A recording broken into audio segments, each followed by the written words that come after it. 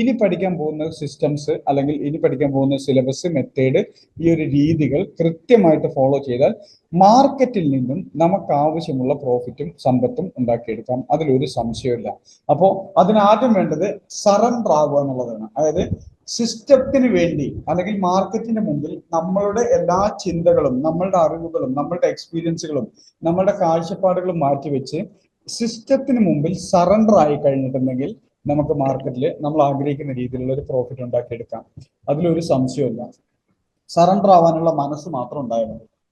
അതില് സ്റ്റോക്ക് മാർക്കറ്റിലേക്ക് ഇറങ്ങിത്തിരിക്കുന്ന നമ്മൾ ഓരോരുത്തരും ആദ്യം നമ്മൾ ചിന്തിക്കേണ്ടതും തിരിച്ചറിയേണ്ടതുമായിട്ടുള്ള ഒരു വസ്തുത എന്താണെന്ന് വെച്ചിട്ടുണ്ടെങ്കിൽ, സ്റ്റോക്ക് മാർക്കറ്റിൽ ഇറങ്ങിത്തിരിച്ചിരിക്കുന്ന 90% ആളുകളും നമ്മളിപ്പോ ഇപ്പൊ പറഞ്ഞതുപോലെ തന്നെ ഡെറിവേറ്റീവ്സിന്റെ ലോട്ട് സൈസ് കൂട്ടാൻ പോവാണെന്നോ അല്ലെങ്കിൽ എന്തൊക്കെ നിയമങ്ങളും നൂലാമലകളൊക്കെ വരുന്നുണ്ടെന്നൊക്കെ പറയുന്നതിന്റെ പ്രധാന ഉദ്ദേശം ഈ മേഖലയിൽ ഇറങ്ങിയിരിക്കുന്ന 90% ആളുകളും പണം നഷ്ടപ്പെടുത്തുന്നവരാണ് അല്ലെങ്കിൽ വിജയിച്ചിട്ടുള്ളവരല്ല എന്നുള്ളതാണ്.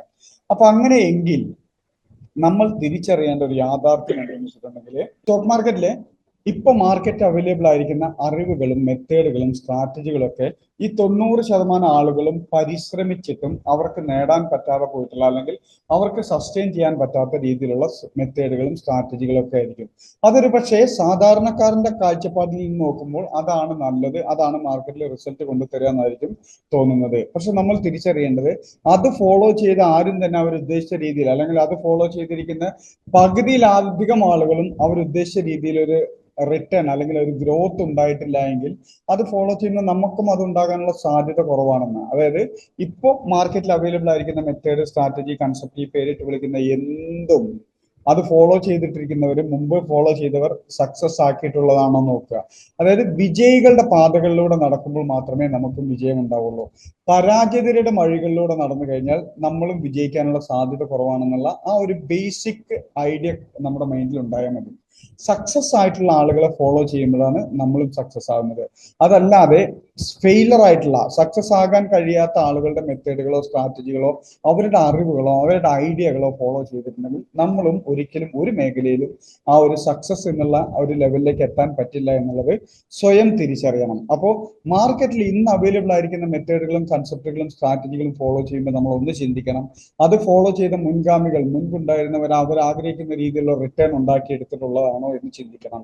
അപ്പോ മെജോറിറ്റി, ഭൂരിപക്ഷത്തിന് എതിരായിട്ട് ചിന്തിക്കാനും പ്രവർത്തിക്കാനും നമുക്ക് സാധിക്കുമ്പോൾ മാത്രമാണ് സക്സസ്, പ്രത്യേകിച്ച് സ്റ്റോക്ക് മാർക്കറ്റിൽ സക്സസ് നമ്മളിലേക്ക് എത്തിച്ചേരുള്ളൂ. എന്നോട് പറയുന്നു, ഭൂരിഭാഗം ആളുകളും സക്സസ് ആകാത്ത ഒരു മേഖലയാണ് സ്റ്റോക്ക് മാർക്കറ്റ് എങ്കിൽ ഭൂരിഭാഗം ആളുകളുടെയും ചിന്തകളും പ്രവർത്തികളും നമ്മൾ എത്ര പ്രാക്ടീസ് ചെയ്താലും നമ്മളും സക്സസ് ആകാൻ സാധ്യതയില്ല എന്നുള്ളത് തിരിച്ചറിവാണ് നമുക്ക് ഉണ്ടാകേണ്ടത്. നമ്മൾ ആദ്യം ഈ മെജോറിറ്റി, ഭൂരിപക്ഷത്തിൽ നിന്നും മാറി നിൽക്കാനും മാറി ചിന്തിക്കാനും മാറി പ്രവർത്തിക്കാനും തയ്യാറാകണം. എങ്കിൽ മാത്രമേ ഈ മേഖലയിൽ നമുക്ക് സക്സസ് ഉണ്ടാവുള്ളൂ. എന്നാൽ നേരെ മറിച്ച് സ്റ്റോക്ക് മാർക്കറ്റിൽ ഇറങ്ങിയിരിക്കുന്ന 90% ആളുകളും അവർ ആഗ്രഹിക്കുന്ന രീതിയിലുള്ള ഒരു വിജയം അല്ലെങ്കിൽ ഒരു സക്സസ് അല്ലെങ്കിൽ ഒരു പ്രോഫിറ്റ് നേടാനും നിലനിർത്താനും കഴിഞ്ഞിട്ടുള്ള ആളുകളാണ് എങ്കിൽ ഒരു സംശയം വേണ്ട, അവരുടെ മെത്തേഡുകൾ, അവരുടെ സിസ്റ്റം, അവരുടെ രീതികൾ നമ്മളും ഫോളോ ചെയ്താൽ മതി. ഒരു സംശയം വേണ്ട, നമുക്കും ഒരു പരിധി വരെ നല്ല രീതിയിൽ സക്സസ് ആകാൻ കഴിയും. പക്ഷേ അത്തരം ഒരു കമ്മ്യൂണിറ്റി അല്ല, വിജയിച്ചവരുടെ ഒരു കമ്മ്യൂണിറ്റി അല്ല സ്റ്റോക്ക് മാർക്കറ്റിൽ ഉള്ളത് എന്നുള്ള തിരിച്ചറിവാണ് ആദ്യം വേണ്ടത്. അപ്പോ ഈ പൊതുവെ ഉള്ളൊരു പ്രശ്നം എന്താണെന്ന് വെച്ചിട്ടുണ്ടെങ്കിൽ, മെജോറിറ്റി, ഭൂരിപക്ഷത്തിനോടൊപ്പം നിൽക്കാനാണ് നമുക്കും താല്പര്യം. ഈ മൈനർ, എന്താ പറയുന്നത്, വളരെ ചുരുങ്ങിയ ഒരു കമ്മ്യൂണിറ്റിയോടൊപ്പം, ആളുകളുടെ എണ്ണം കുറവുള്ള ഒരു കമ്മ്യൂണിറ്റിയോടൊപ്പം നമ്മൾ നിന്നാൽ നമുക്കൊരു സുഖക്കുറവുണ്ടാവും. കാരണം ആ ഓപ്പോസിറ്റ് സൈഡിൽ ഒത്തിരി ആളുകളുണ്ടല്ലോ, ഇവിടെ വളരെ കുറച്ച് ആളുകളേ ഉള്ളൂ. അപ്പൊ ഇത് ശരിയാണോ എന്നുള്ളൊരു ചിന്തയിലേക്ക് നമ്മൾ പോകും. ഇത് ആദ്യം തിരിച്ചറിയേണ്ടത്, അവർക്ക് സക്സസ് ആവാൻ പറ്റിയില്ലെങ്കിൽ, അതായത് മെജോറിറ്റി ആളുകൾക്ക് സക്സസ് ആവാൻ പറ്റിയില്ലെങ്കിൽ ഞാൻ അവരെ കൂടെ കൂടിയിട്ട് എന്താ കാര്യമുള്ളതെന്ന് സ്വയം ചിന്തിക്കുക. അപ്പോ ഈ 90% ആളുകളുടെ മൈൻഡ് സെറ്റോ ചിന്താരീതികളോ അല്ലെങ്കിൽ അവരുടെ കാഴ്ചപ്പാടുകളോ അവർ മാർക്കറ്റിൽ ഫോളോ ചെയ്യുന്ന സിസ്റ്റംസോ മതിയാകാതെ വരും നമുക്ക് സക്സസ് ആവാൻ. അപ്പൊ അതുകൊണ്ട് തന്നെ ഒറ്റയ്ക്ക് നടക്കാനും ആൾക്കൂട്ടത്തിനെതിരെ, ഓപ്പോസിറ്റ്, അവരുടെ ഒപ്പം അല്ലാതെ അവരിൽ നിന്ന് മാറി നടക്കാനുള്ള മൈൻഡ് സെറ്റ് ആർജിക്കുക എന്നുള്ളതാണ് ആദ്യത്തെ കാര്യം. അത് അംഗീകരിച്ചേ മതിയാവും. കാരണം അതല്ലാതെ വേറെ വഴിയൊന്നുമില്ല. കാരണം നമ്മുടെ മുമ്പിൽ അതിന്റെ തെളിവുകളാണ് മുമ്പിൽ ഒരുപാടുള്ളത്. എത്രയൊക്കെ ശ്രമിച്ചിട്ടും എത്രയൊക്കെ ക്യാപിറ്റൽ ഉപയോഗിച്ചിട്ടും അവർ ഉദ്ദേശിക്കുന്ന രീതിയിൽ ഒരു സക്സസ് നേടാൻ കഴിയുന്നില്ല എങ്കിൽ അതിന്റെ അർത്ഥം അവരുടെ വഴികളിലൂടെ, അവരുടെ ചിന്തകളിലൂടെ, അവരുടെ രീതികളിലൂടെ പോയിട്ട് നമുക്ക് കാര്യമില്ല എന്നുള്ളതാണ്.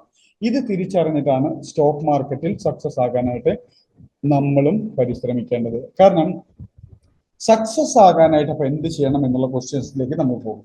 90% ആളുകളും സക്സസ് ആയിട്ടുള്ള ആളുകളല്ല എങ്കിൽ സക്സസ് ആകാനായിട്ട് നമ്മൾ എന്ത് ചെയ്യണം എന്നുള്ളതിലേക്കാണ് നമ്മൾ പോകുന്നത്. അപ്പോൾ വിജയിച്ചവരുടെ വഴികളിലൂടെ മാത്രമേ നമുക്ക് നടക്കാവുള്ളൂ. പക്ഷെ വിജയിച്ചവരുടെ എണ്ണം കുറവാണെങ്കിൽ അത്തരം ആളുകളുടെ രീതികളോ അവരുടെ സിസ്റ്റമോ അവരുടെ മൈൻഡ് സെറ്റോ ഒന്നും അറിയാൻ നമുക്കൊരു പക്ഷേ പഴയതുപോലെ അല്ലെങ്കിൽ അതുപോലെ സാധിച്ചോളണം എന്നില്ല. കാരണം അവരുടെ എണ്ണം വളരെ കുറവാണ് എന്നുള്ളത് കൊണ്ട് തന്നെ.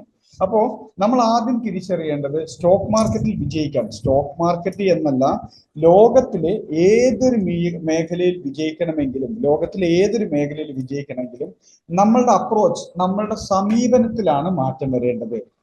നമ്മുടെ സമീപനത്തില്.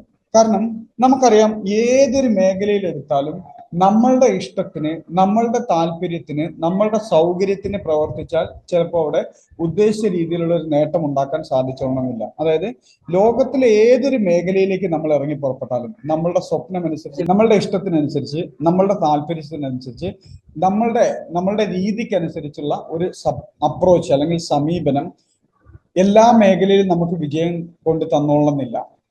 സിസ്റ്റമാറ്റിക് ആയിട്ടുള്ള ഡിസിപ്ലിനോട് കൂടിയുള്ള സമീപനം, അപ്രോച്ചാണ് ഏതൊരു മേഖലയിലും, ഏതൊരു തൊഴിലിലും, ഏതൊരു സ്ഥലത്തും നമ്മളെ വിജയിപ്പിക്കുന്നത്. സിസ്റ്റമാറ്റിക് ആയിട്ടുള്ള, അതായത് നമ്മളുടെ ഇഷ്ടമല്ല അവിടെ ഇമ്പോർട്ടൻസ്. ആ ഒരു ഏരിയയിൽ ഞാൻ ആഗ്രഹിക്കുന്ന രീതിയിൽ ഒരു നേട്ടം ഉണ്ടാക്കണമെങ്കിൽ അതിനനുസരിച്ച് ഞാൻ മാറേണ്ടിയിരിക്കുന്നു, അല്ലെങ്കിൽ ഞാൻ പ്രവർത്തിക്കേണ്ടിയിരിക്കുന്നു എന്നുള്ളതാണ് സത്യം. അതായത് സിസ്റ്റമാറ്റിക് ആയിട്ടുള്ള ഡിസിപ്ലിനോട് കൂടിയുള്ള ഒരു സമീപനമാണ് മാർക്കറ്റിൽ നമുക്ക് വിജയം കൊണ്ട് തരുന്നത് എന്നുള്ളത് തിരിച്ചറിയാം. അപ്പോ മാർക്കറ്റിൽ നല്ല എവിടെയും. അപ്പോ എങ്ങനെയാണ് ഈ സിസ്റ്റം അല്ലെങ്കിൽ ഡിസിപ്ലിൻ ഉണ്ടാകുന്നത് എന്നുള്ള പ്രശ്നം വരുന്നത്. അതായത് നമ്മൾക്ക് അറിയില്ല നമ്മളുടെ ശരി എന്താണ്, നമ്മളുടെ തെറ്റ് എന്താണ്, നമ്മൾ ശരിയായ പാതയിലൂടെയാണോ നമ്മൾ തെറ്റായ പാതയിലൂടെയാണോ പോകുന്നത് നമുക്കറിയില്ല. അത് കൃത്യമായിട്ട് അറിയണമെങ്കിൽ, നമ്മളുടെ സിസ്റ്റമാറ്റിക് ആയിട്ടുള്ള ഡിസിപ്ലിനോട് കൂടിയുള്ള സമീപനമാണ് നമ്മുടെ ഭാഗത്ത് നിന്ന് ഉണ്ടാകുന്നതെന്ന് അറിയണമെങ്കിൽ നമ്മൾ റൂൾസ് ആൻഡ് റെഗുലേഷൻസ് ഫോളോ ചെയ്യുമ്പോൾ മാത്രമാണ്, ഏതൊരു സ്ഥലത്തും ഏതൊരു മേഖലയിലും നമുക്ക് സിസ്റ്റമാറ്റിക് ആയിട്ട് അല്ലെങ്കിൽ ഡിസിപ്ലിനോട് കൂടി പോകാൻ പറ്റുന്നത്. റൂൾസ് ആൻഡ് റെഗുലേഷൻ, അതായത് നമുക്ക് നന്നായിട്ട് അറിയാം ചില ചട്ടക്കൂടുകളും നിബന്ധനകളുമാണ് റൂൾസ് ആൻഡ് റെഗുലേഷൻ. അത് ചെയ്യരുത്, അതേ ചെയ്യാവൂ, അങ്ങനെ ചെയ്യരുത്, ഇങ്ങനെ ചെയ്യാവൂ, ഇങ്ങനെയുള്ള നിബന്ധനകളും ചട്ടക്കൂടുകളുമാണ് ശരിക്കും പറഞ്ഞാൽ റൂൾസ് ആൻഡ് റെഗുലേഷൻസ് എന്ന് പറഞ്ഞാൽ. അപ്പോൾ പൊതുവെ നമ്മളെപ്പോലുള്ള മനുഷ്യരെ സംബന്ധിച്ചിടത്തോളം ഈ ചട്ടക്കൂടുകൾ അല്ലെങ്കിൽ റൂൾസ് ആൻഡ് റെഗുലേഷൻസ്, അതല്ലെങ്കിൽ നിബന്ധനകൾ നമുക്ക് വലിയ സുഖകരമല്ല എപ്പോഴും. റൂൾസ് ആൻഡ് റെഗുലേഷൻസ് നമുക്കൊട്ടും താല്പര്യമുള്ള കാര്യമല്ല. നമ്മൾക്കെന്ന് പറഞ്ഞാൽ പൊതുവെ നമ്മളുടെ മൈൻഡ് സെറ്റിന്, നമ്മുടെ കംഫർട്ട് സോണിന് ഒട്ടും ഇഷ്ടമല്ല റൂൾസ് ആൻഡ് റെഗുലേഷൻസ് ഫോളോ ചെയ്യാന്ന് പറഞ്ഞാൽ. അപ്പോൾ ആ ഒരു ഇഷ്ടക്കേടിനെ ഇഷ്ടമാക്കി മാറ്റലാണ് റൂൾസ് ആൻഡ് റെഗുലേഷൻസ് ഫോളോ ചെയ്യല്. അതായത് നമുക്ക് താല്പര്യമില്ലെങ്കിൽ പോലും അതാണ് നമുക്ക് നല്ലത് എങ്കിൽ അതിനെ ഫോളോ ചെയ്യുന്നതിനാണ് ഇഷ്ടക്കേടിനെ ഇഷ്ടമാക്കി മാറ്റുക എന്ന് പറഞ്ഞാൽ. അതായത് എനിക്ക് ഇഷ്ടമില്ലാത്തൊരു കാര്യമാണ്, പക്ഷെ എൻ്റെ നന്മയ്ക്ക് വേണ്ടി, എൻ്റെ കൂടെ ഇരിക്കുന്നവരുടെ നന്മയ്ക്ക് വേണ്ടി അത് ഞാൻ ചെയ്യണം എന്നുണ്ടെങ്കിൽ അതിനെ ഇഷ്ടത്തോടെ ചെയ്യുന്നതിനെയാണ് നമ്മൾ ഈ പറഞ്ഞ പോലെ റൂൾസ് ആൻഡ് റെഗുലേഷൻസ് ഫോളോ ചെയ്യാന്ന് പറഞ്ഞാൽ. എൻ്റെ താല്പര്യമോ എൻ്റെ ഇഷ്ടമോ അല്ല അവിടെ ആ രീതിയിലാണ് ഞാൻ പോകേണ്ടതെങ്കിൽ. ഇപ്പൊ നമുക്കറിയാം, നമുക്ക് എല്ലാവർക്കും അറിയാം, ഏറ്റവും അധികം റൂൾസ് ആൻഡ് റെഗുലേഷൻസ് ഉള്ളത് റോഡുകളിലാണ്. അതായത് ഗതാഗതം, വാഹനമൊക്കെ ഓടിക്കുമ്പോഴും അതുപോലെ റോഡുകളിലൊക്കെയാണ് ഒത്തിരി റൂൾസ് ആൻഡ് റെഗുലേഷൻസ് ഒക്കെ ഉള്ളത്. അപ്പോൾ ആ റൂൾസ് ആൻഡ് റെഗുലേഷൻസ് പലപ്പോഴും നമുക്ക് ചിലപ്പോൾ ഇഷ്ടക്കേട് ഉണ്ടാക്കാം, അതല്ലെങ്കിൽ ചിലപ്പോൾ നമുക്കത് താല്പര്യമില്ലായിരിക്കാം, ഇഷ്ടമല്ലായിരിക്കാം. പക്ഷേ അത് കൃത്യമായിട്ട് ഫോളോ ചെയ്യുമ്പോഴാണ് നമ്മൾ അവിടെ റൂൾസ് ആൻഡ് റെഗുലേഷൻസ് ഫോളോ ചെയ്യുന്നതും നമ്മൾക്കും മറ്റുള്ളവർക്കും ഒരു പരിധിയിലധികം നമുക്കവിടെ പ്രൊട്ടക്ഷൻ, അല്ലെങ്കിൽ നമുക്ക് അവിടെ സുരക്ഷിതമായിട്ട് യാത്ര ചെയ്യാൻ പറ്റുന്നത് ആ റൂൾസ് ആൻഡ് റെഗുലേഷൻസ് ഫോളോ ചെയ്യുമ്പോഴാണ്. അതല്ല, നമ്മളിപ്പോ കണ്ടിട്ടുണ്ട് ചില ചെറുപ്പക്കാർ പിള്ളേരൊക്കെ വാഹനം തോന്നിയ പടി അവരുടെ ഇഷ്ടമനുസരിച്ച് റോഡിലൂടെ ഓടിച്ചു പോകുന്നത് നമ്മൾ പലപ്പോഴും കണ്ടിട്ടുണ്ട്. അവിടെ അവർ റൂൾസ് ആൻഡ് റെഗുലേഷൻസ് ഒന്നും ഫോളോ ചെയ്യുന്നില്ല, അവരുടെ തോന്നിയ രീതിയിൽ, അവർക്ക് ഇഷ്ടപ്പെട്ട രീതിയിലാണ് അവിടെ മുന്നോട്ട് പോകുന്നത്. അപ്പോ ആ ഒരു മുന്നോട്ട് പോക്ക് തീർച്ചയായിട്ടും അവർക്കും മറ്റുള്ളവർക്കും അപകടകരം തന്നെയാണ് എന്ന് തിരിച്ചറിയുക.